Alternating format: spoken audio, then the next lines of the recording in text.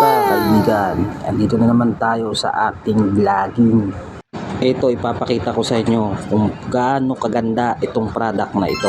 Ipapakita ko sa inyo kung paano ko siya ginagawa at paano ko siya kina-car wash, no? Ito papakita ko sa inyo. Dito kaibigan dapat ipapahid mo siya muna. Pipiga-pigayin mo sa sponge tapos ipapahid mo siya sa mga playrings. Yan.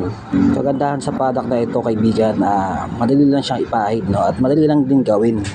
Tingnan nyo kaibigan, di ba? May result kaagad. Tsaka tingnan nyo, ang kintab kaagad nyo, yun, oh.